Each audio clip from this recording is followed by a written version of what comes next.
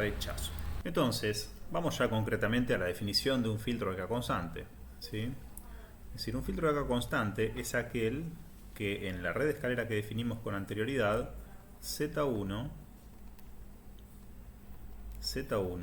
por Z2 es igual a una constante R que lógicamente la vamos a medir en ohms y son ohms cuadrados. Recuerden que justamente Z1 por Z2 era también el producto de la Z OT y la Z OP. En concreto, esto necesariamente, si esto se mide en ohms y ohms, esta constante tiene que tener unidades de ohms cuadrado. Entonces, a esta R recibe el nombre de nivel de impedancia,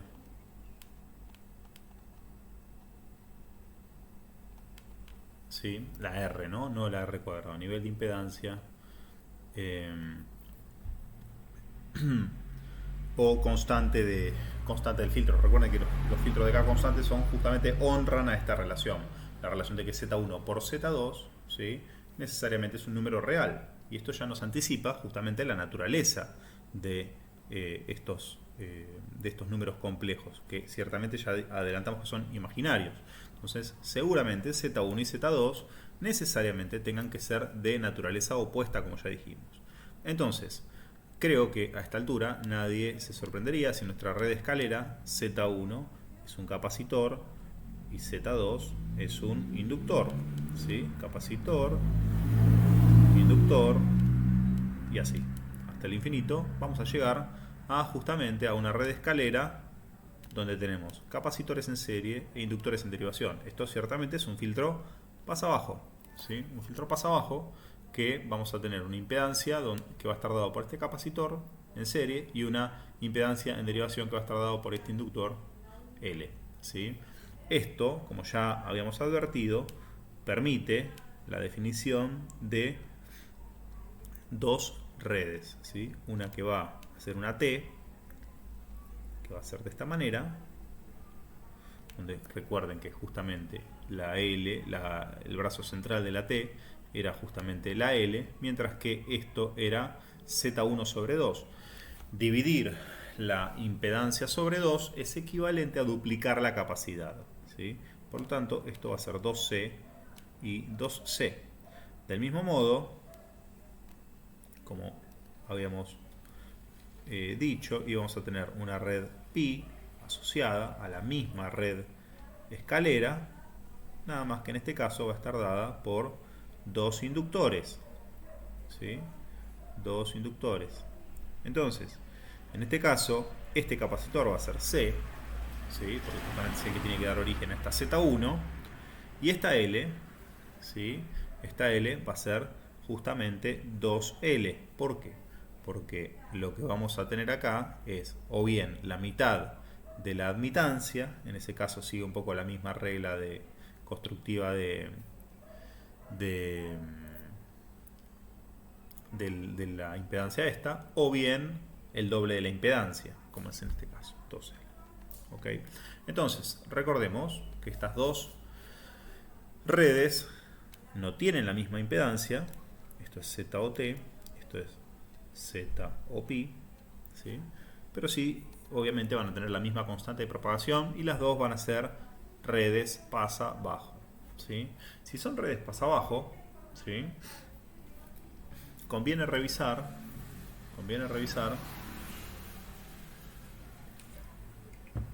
dos cosas.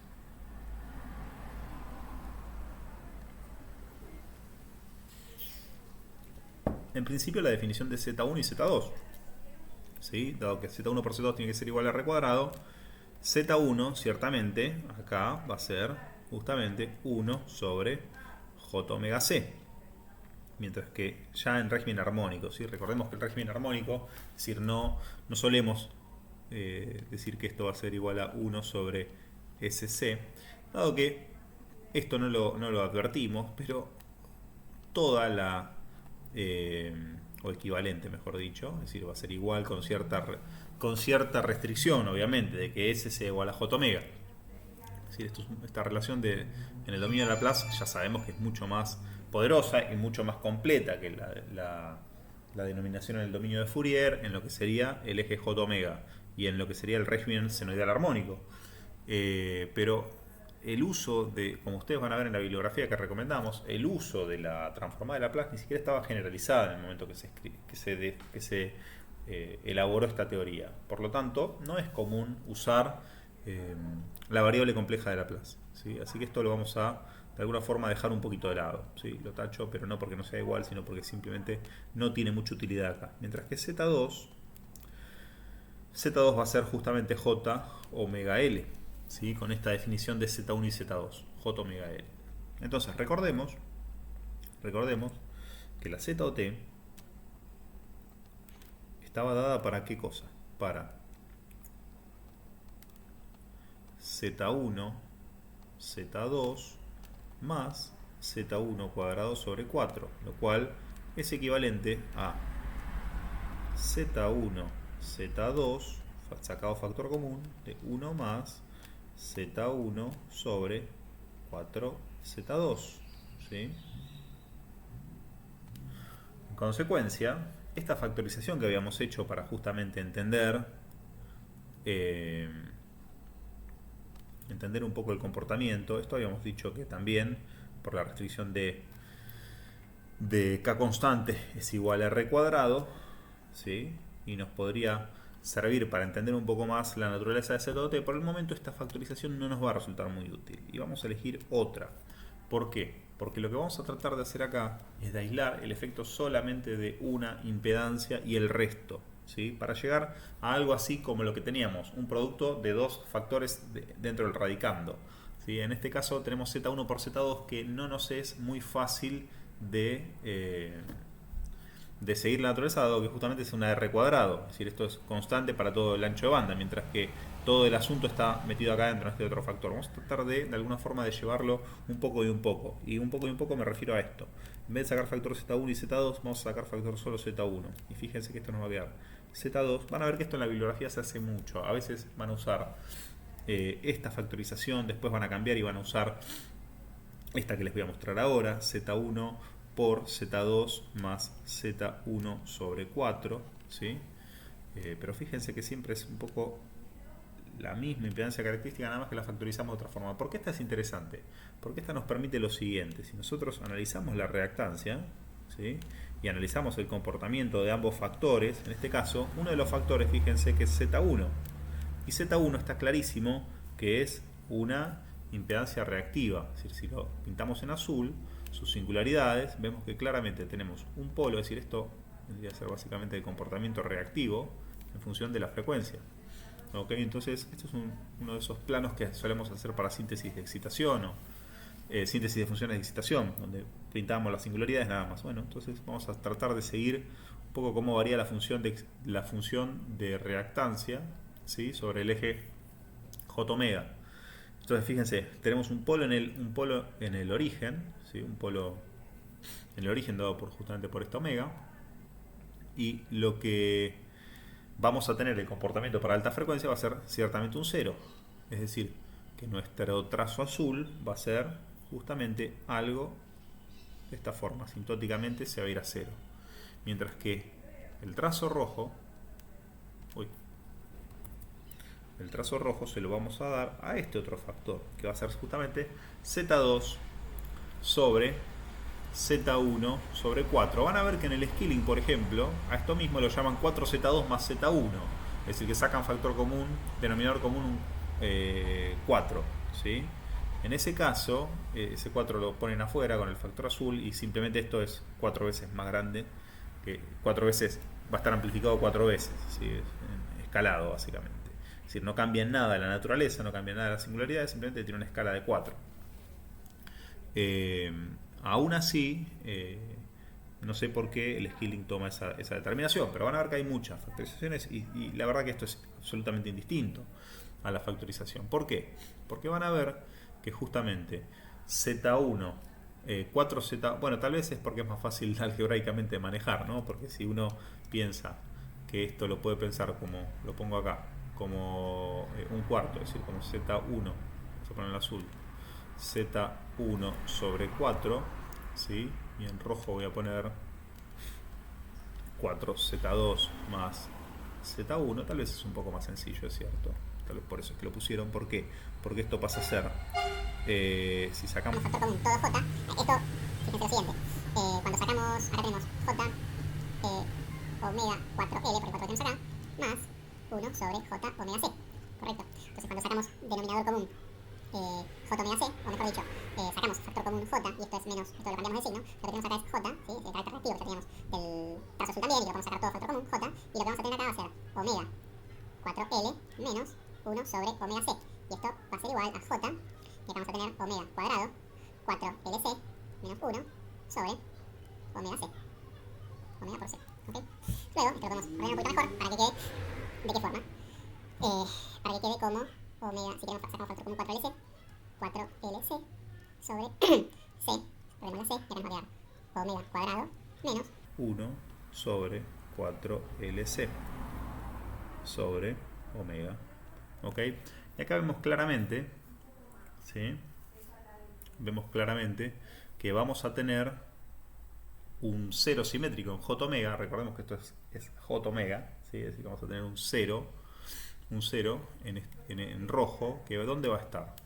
Este cero va a estar en raíz, es decir, va a estar en raíz de 1 sobre 4LC. ¿Sí? Vamos a tener un 0, 1 y 2, dos ceros en raíz de 1 sobre 4LC, que esto es igual a 1 sobre 2 raíz de LC. Y vamos a ver justamente que esto es un número singular y que el hecho de que esté localizado en 1 sobre 2 raíz de LC tiene una importancia, ¿sí? Tiene una importancia. Mientras que también en 0, ¿qué tenemos? Tenemos otro polito, ¿sí? Que lo agregamos ahí. Es decir, que este trazo en rojo viene del mismo lugar, de un polo en el origen, pasa por este 0 y lógicamente, como el numerador es más grande que el denominador, esto tiende a infinito, ¿sí? Esto tiende a infinito, tener un valor reactivo, lo cual tiene todo el sentido, ¿no? Tiene todo el sentido por ver lo que es esta suma de impedancias. Tenemos un inductor sumado a un capacitor. Lógicamente tenemos el comportamiento capacitivo en baja frecuencia y el comportamiento inductivo en alta frecuencia. Ninguna sorpresa en ese factor. Tal vez es por eso que lo definen así. Ahora, lo interesante, lo que a mí me interesa de este análisis, ¿qué es? Que justamente habíamos dicho algo interesante en el pizarrón anterior. Hagamos de cuenta que es un pizarrón. Y que justamente las naturalezas opuestas daban lugar a la banda de paso, mientras que las naturalezas iguales daban lugar a la banda detenida. ¿Qué quiere decir eso? Que justamente nosotros tenemos naturalezas del mismo... Yo metí la pata. Ah, no, pero yo soy un genio. Ya me parecía. Qué grande. Qué lindo darse cuenta así. No sé por qué. Empecé con un pasabajo acá, confundí. Qué lindo error. Bueno, obviamente esto va haciendo un pasalto, ¿no? Un capacitor en serie y un inductor en derivación es un pasalto. Lo que pasa es que me acabo de dar cuenta, es decir, yo confundido había dicho que esto es un pasabajo, es decir, pero lógicamente esto es un pasalto, que me equivoqué fieramente.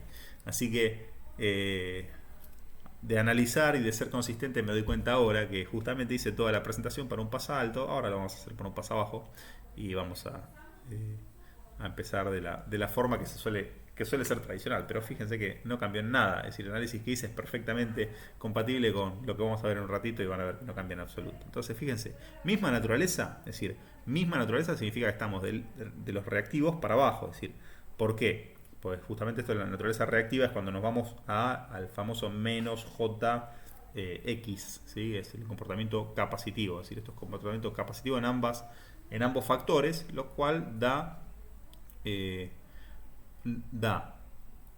como consecuencia, por lo que dijimos antes, una banda de rechazo, porque son de la misma naturaleza, banda de rechazo. Es decir, que esto que tenemos acá, ¿sí? Desde 0, pero quería poner un colorcito,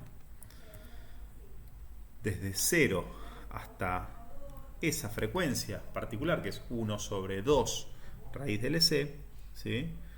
Esa pulsación en realidad, ¿no? No es una frecuencia, es una pulsación, nos da una banda de rechazo, mientras que la banda de paso de un pasalto lógicamente va a empezar, ¿sí? A partir de esa frecuencia, mientras que justamente las naturalezas de los factores cambian de signo, ¿sí? y esto es la banda de paso. ¿Ok? Entonces tendríamos banda de paso a partir de aquí, donde justamente la impedancia pasa a ser real, la impedancia característica pasa a ser real, y justamente tengo capacidad de adaptarme al generador. Muy bien. Esto está fenómeno, y acabamos de ver cómo es el comportamiento de un pasalto. Fíjense que sin darnos cuenta, calculamos la frecuencia de corte, que es justamente esta que vemos acá. ¿Sí? Esto que vemos acá, ¿sí?, es el paso de la banda de rechazo a la banda de paso, es justamente la frecuencia, lo que definimos como frecuencia de corte. Frecuencia de corte. Por lo tanto, una forma muy interesante de definir la frecuencia de corte, que va a ser justamente la frecuencia donde se da esa transición entre la misma naturaleza a naturalezas distintas. ¿Y dónde sucede eso? Fíjense, sucede donde uno de los factores tiene un cero, ¿sí?, y el otro factor no tiene un polo, ¿sí? Tiene un cero y el otro factor no tiene un polo. Porque recuerden que si tuviéramos un polo coincidente acá, ¿sí?, un polo coincidente en la reactancia azul, lo que tendríamos es que justamente nos iríamos a más infinito y después apareceríamos en menos infinito. Es decir, que esta estaría cambiando su naturaleza, pero producto de pasar por un polo en la curva azul, también estaríamos cambiando la naturaleza. Es decir, que si una va a un cero y la otra va a una resonancia o antirresonancia, lo que tenemos en consecuencia también son sendos cambios de naturaleza simultánea, que en definitiva no afectan nada, porque ya vimos que si una cambia la naturaleza y la otra la cambia también, el resultado es el mismo. Es decir, o van a seguir teniendo o la misma naturaleza o naturaleza contraria, pero en todo caso no cambia la banda, que es lo que nos interesa a nosotros. No pasamos de banda de paso a banda de rechazo. Fíjense que acá pasamos de banda de rechazo a banda de paso porque solamente una de las dos cambia la naturaleza. Cuando solamente una de las dos cambia la naturaleza, estamos en esa situación, una frecuencia de corte. ¿Ok? Y eso es lo que nos va a servir ahora en un ratito, cuando presentemos, justamente como analizamos dónde está la frecuencia de corte. Bueno, esto lo estamos adelantando y funciona así. Entonces, como justamente aislamos el comportamiento de una sola de las impedancias y tenemos obviamente una sola naturaleza, porque Z1 la aislamos, es capacitiva para todas las frecuencias, ¿sí? Eso es algo muy que nos facilitó mucho el análisis. Basta con buscar el cero del otro factor para encontrar la frecuencia de corte. Del mismo modo podemos hacerlo si realmente ahora hacemos un pasabajo, ¿no?, y ponemos un inductor en serie, ¿sí?, un inductor en serie y un capacitor en derivación. Qué bueno, qué buen dislate y qué lindo que haya quedado grabado para que uno no se lo olvide más. Muy bien, entonces inductor en serie, capacitor en derivación. Ahora sí no hay ninguna duda que es un pasabajo. Inductor en serie, capacitor en derivación, ninguna duda que es un pasabajo.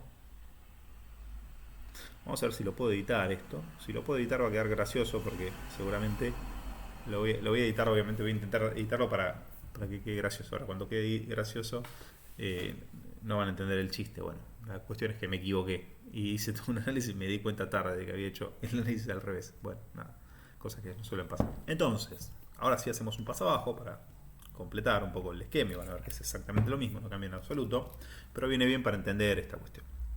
Entonces, habíamos dicho que esto iba a ser L sobre 2, esto iba a ser L sobre 2, esto iba a ser L, ¿sí?, esto va a ser C, esto va a ser, si ponemos 2C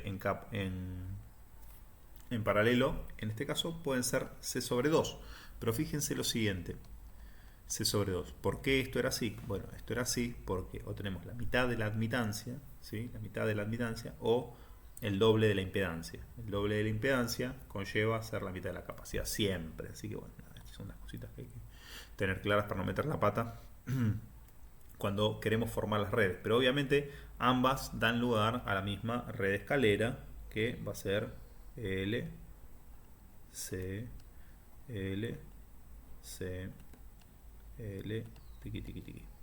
Okay, L, C, L, C. Entonces, el asunto de todo esto es no equivocar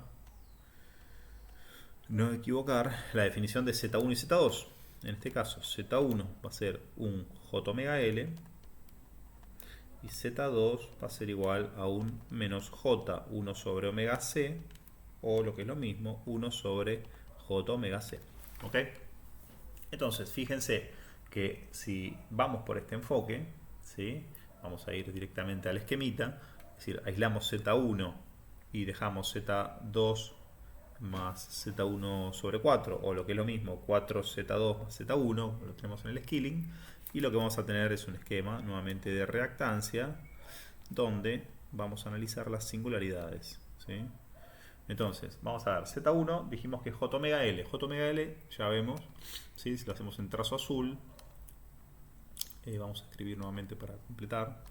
ZOT dijimos que va a ser raíz de qué cosa? De Z1, el primero de los factores, por Z2 más Z1 sobre 4Z2, ¿sí? Entonces, este factorcito que tenemos acá y este factorcito que tenemos acá lo hacemos en dos trazos distintos. Z1 claramente un 0, ¿sí?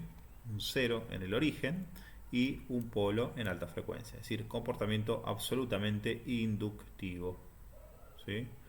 Monótonamente creciente, siempre inductivo.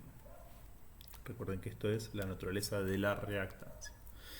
Luego, ¿qué vamos a tener en Z2 más Z1 sobre 4Z? ¿Esto está bien? Z2. Esto no está bien. Esto es Z1 sobre 4. Z1 recordemos la definición, como siempre. Z2 a qué es igual. Z2 es igual a menos J1 sobre omega C más J omega L sobre 4. J omega L sobre 4. Ok, sacamos factor común J y nos va a quedar que omega L sobre 4 menos 1 sobre omega C, ¿correcto? Sí. Luego, vamos a tener J por omega cuadrado LC, omega cuadrado LC, menos sobre 4 omega 4C, omega 4C, denominador común, y acá lo que nos va a quedar menos 4, ¿ok? Menos 4, fenómeno. Entonces, nuevamente, tratamos de dejar esto único, y nos va a quedar J, esto es la X que nos interesa a nosotros, ¿sí? Por lo tanto, J, LC sobre 4C, seguimos perdiendo, y esto nos va a quedar omega cuadrado menos 4 dividido LC sobre omega. ¿Ok? Entonces, fíjense lo siguiente, nuevamente. ¿Dónde vamos a tener el 0 en este caso? O los dos ceros. Los dos ceros, ¿dónde los voy a tener? Los voy a tener en raíz de 4 sobre LC. Raíz de 4 sobre LC. Lo que es equivalente a tener 2 sobre raíz de LC. Miren qué interesante, el pasabajo no tiene la misma frecuencia de corte que el pasalto. Esto es una particularidad muy interesante de este tipo de filtros, ¿no? Es decir, siguiendo las restricciones de las secciones de los filtros de K constante, no llegamos a las mismas frecuencias de corte. Vamos a ver más adelante que justamente esta frecuencia de corte no tiene absolutamente nada que ver con 3 dB ni ninguna cota de esas que ya hablamos en teoría clásica. Tiene que ver justamente con lo que venimos hablando siempre, el cambio de naturaleza de la impedancia característica de la red de esa sección. Muy bien, entonces 2 sobre raíz de C, vamos a tener un cerito, ¿sí? 2 sobre raíz de LC, tenemos un cerito, muy bien, y lógicamente nuevamente nos encontramos con lo mismo, polo, ¿sí? Polo en 0, ¿sí? Y polito también en alta frecuencia, es decir, polo y polo en los extremos. Antes teníamos lo mismo, polo y polo, no lo he dibujado nada más, polo, 0, polo, ¿ok? Y fíjense que siempre la otra reactancia es absolutamente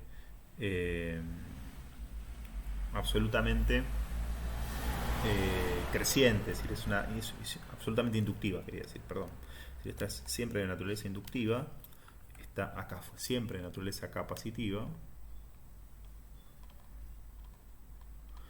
Y fíjense que la colorada de alguna forma sigue el mismo juego. ¿Por qué? Porque siempre es la suma de las dos. Si una es capacitiva y otra inductiva y alternan, básicamente la colorada es en ambos casos lo mismo, nada más que tiene el 0 en distintos lugares. Y ese 0 es el que termina determinando la banda de paso y la banda de detenida. Nada más que obviamente, como nos habíamos esperado, la banda detenida iba a estar ahora desde 2 sobre omega LC hasta infinito, ¿sí? Y la banda de paso, que antes le hicimos con rojo, si no recuerdo mal. Correcto. La banda de paso la vamos a tener desde 0 hasta 2 sobre LC. ¿Okay? ¿Por qué es paso? Nuevamente por lo mismo. Distintas naturalezas de los factores de la ZOT dan lugar a una ZOT real. Mientras que en este caso, ¿sí? Esto es real, recuerden, y esto es imaginario. Y esto, la naturaleza de ZOT, insisto, es la que determina la banda de paso o la banda detenida. Entonces, ¿qué logramos hasta ahora? Bueno, presentamos dos filtros. Presentamos el concepto de K constante, presentamos los dos filtros que dan lugar a un paso alto y un paso bajo. Vimos que el análisis es exactamente el mismo. Describimos sus frecuencias de corte, ¿sí? Su frecuencia de corte, de alguna forma, lo que acabamos de ver es que la frecuencia de corte queda absolutamente determinada, ¿sí? Por el análisis de lo que sería los factores de la impedancia característica, ¿sí? En ambos casos, en el paso alto y en el paso bajo. Determinamos justamente ese nivel de la ZOT para ambos casos. También, obviamente, con los resultados de la clase anterior, vinculamos la ZOT con la ZOPI y las Z1 y las Z2. Y en consecuencia, una vez que sabemos eso y que sabemos la restricción del filtro de K constante, también sabemos el nivel de impedancia que va a tener la red. Es decir, justamente habíamos visto que Z1 por Z2 da igual a R cuadrado, que es el nivel de impedancia en la red, y vimos que la frecuencia de corte en el caso de un paso abajo iba a ser la frecuencia de corte, ¿dónde la tengo? 2 sobre LC, ¿sí? 2 sobre raíz de LC. Esto puede ser que lo hayan visto también como pulsación de corte, mientras que la frecuencia de corte iba a ser 2pi por la FC, ¿sí? Igual a la omega C, y esto iba a ser 2 sobre LC, y entonces la FC justamente va a ser igual a 1 sobre pi por la raíz de LC. Puede ser que también vean esta otra versión de la frecuencia de corte en lugar de solamente esta omega, la pulsación, ¿sí? En estos casos se suele usar más naturalmente la frecuencia de corte en lugar de la pulsación de corte. Fíjense que son ligeramente diferentes. Y con esta otra relación, que es la de los K constante, obtenemos justamente el nivel de impedancia. Entonces, ¿qué dijimos que buscábamos en estos filtros? En estos filtros lo que buscábamos era adaptación, ¿sí? Adaptación con el generador, adaptación con la carga, y como es un filtro necesitamos saber dónde está la frecuencia de corte. Bueno, la frecuencia de corte queda determinada por el cambio de naturaleza de la ZOT. Sabemos la frecuencia de corte, sabemos el nivel de impedancia, resolvimos el problema de filtrado con la teoría imagen o con la teoría clásica, como se llama. Es decir, que con estos dos parámetros hemos resuelto el caso del filtrado. Sabemos filtrar. Ahora, ¿qué restricciones tenemos? Bueno, antes de hablar de las restricciones, lo que tenemos hasta el momento, ¿sí? Es la posibilidad justamente de lograr siempre una ZOT. Es decir, que si nosotros filtramos, si armamos un paso abajo con una red simétrica, es decir, que sea inductor, capacitor, inductor, es decir, sabemos que esto tiene de acá ZOT, sabemos que esto tiene acá ZOT, y si volvemos a conectar una idéntica de estas, ¿sí? En cascada, sabemos que justamente es perfectamente compatible. ¿Por qué? Porque también va a tener la misma impedancia característica, es decir, que son perfectamente compatibles. Si yo puedo perfectamente interconectar estas dos secciones, que acá voy a tener lo mismo, es decir, habré logrado en consecuencia obtener nuevamente acá ZOT. ¿Por qué? Porque la impedancia característica no se altera. ¿Y qué logré con esto? Bueno, tener dos secciones de filtrados en cascada, coincidentes con la misma frecuencia de corte, si las diseñé iguales.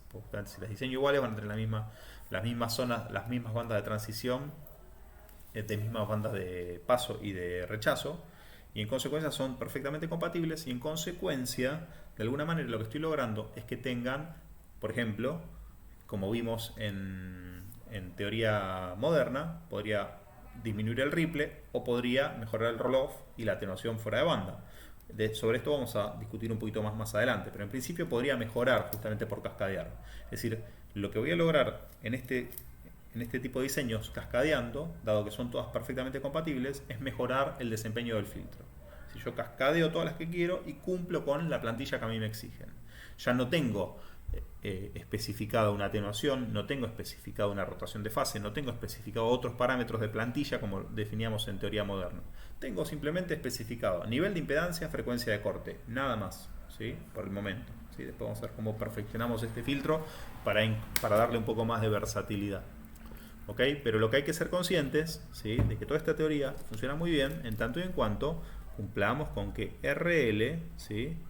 RL sea igual a Z o T y con que R del generador sea igual a Z o T, ¿sí? Sobre esto, ¿qué podemos decir? Bueno, que esto es ciertamente difícil de cumplir, ¿sí? Ciertamente difícil de cumplir. ¿Por qué es difícil de cumplir esto? Bueno,